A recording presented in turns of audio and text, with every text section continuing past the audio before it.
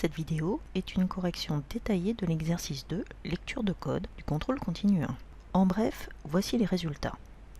Il faut compter 0,5 points par bonne réponse. La suite de la vidéo propose une correction très détaillée, pas à pas, pour obtenir ces réponses.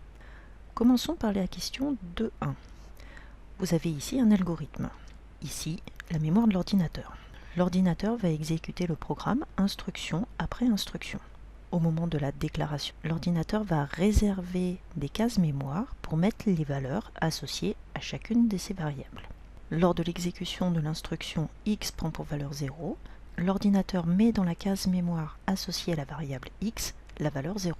L'instruction z prend pour valeur x plus 2 aura pour effet de mettre dans la case mémoire associée à z 0 plus la valeur 2, c'est-à-dire 2. La même chose se passe pour l'instruction suivante, y prend pour valeur z-3, on obtient donc le calcul 2 moins 3, ce qui fait moins 1. Lors de l'exécution de l'instruction cellule 1.1 prend pour valeur y, l'ordinateur va copier la valeur associée à y dans la case nommée. Le résultat attendu est donc moins 1. Prenons la question 2, alors cette fois-ci on va aller un petit peu plus vite. La déclaration et les deux affectations auront pour effet de mettre les valeurs 3 et 2 dans les cases mémoire. L'instruction x prend pour valeur y plus x a pour effet de remplacer la valeur de x par 2 plus 3, c'est-à-dire 5. Vient ensuite l'instruction y prend pour valeur x moins y, c'est-à-dire 3.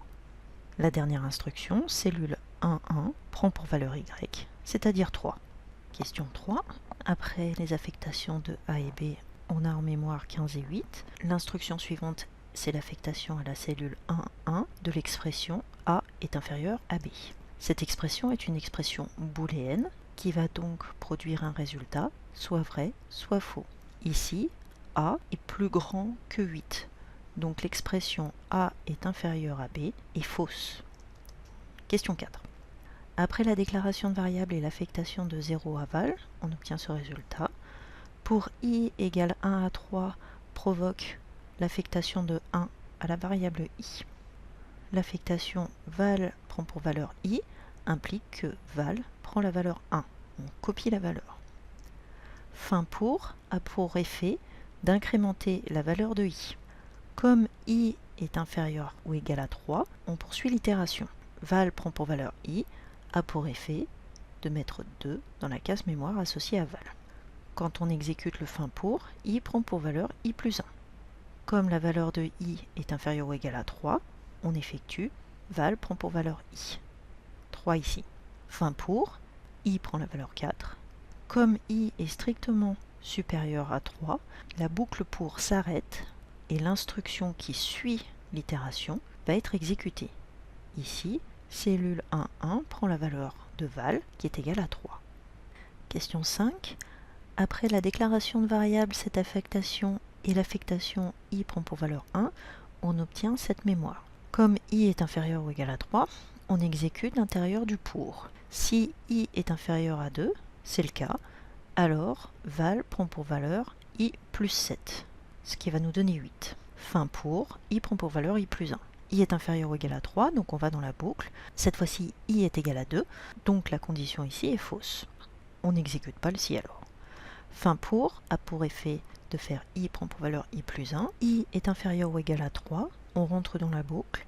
La condition i est inférieur à 2 strictement est fausse, on n'exécute pas le si alors. Fin pour incrémente le i, cette fois-ci on sort de la boucle et on exécute l'instruction suivante. L'instruction suivante a pour effet de copier la valeur de val dans la cellule 1.1. Question 6. I, j, nb sont des entiers. Nb prend pour la valeur 0. Pour i allant de 0 à 2, faire. Pour j allant de 1 à 3, faire. Nb prend pour valeur nb plus i. Ici, nb est égal à 0, plus i qui est égal à 0, ça fait 0. J prend pour valeur j plus 1, c'est inférieur ou égal à 3, nb prend pour valeur nb plus i. J prend pour valeur j plus 1, c'est inférieur ou égal à 3, on effectue nb prend pour valeur nb plus i, toujours 0. J prend pour valeur j plus 1, 4 est strictement supérieur à 3, on sort de la boucle pour j. Fin pour, incrémente la valeur de i. I est inférieur ou égal à 2. On va donc rentrer dans la boucle pour exécuter à nouveau la boucle J. J égale 1 à 3. Pour J égale 1, on fait NB qui était égal à 0 plus 1. Pour J égale 2, on fait NB plus 1. Et pour J égale à 3, NB plus 1. À la fin, on obtient donc que J est égal à 4, NB est égal à 3. Et I prend pour valeur I plus 1. On obtient 2 ici. On rentre à nouveau dans la boucle pour J. J est égal à 1, alors on va faire 3 plus 2, on va obtenir 5. 5 plus 2, on obtient 7. 7 plus 2, on obtient 9. J est incrémenté, on sort de la boucle J. I est incrémenté, on sort de la boucle I. Et on exécute l'affectation.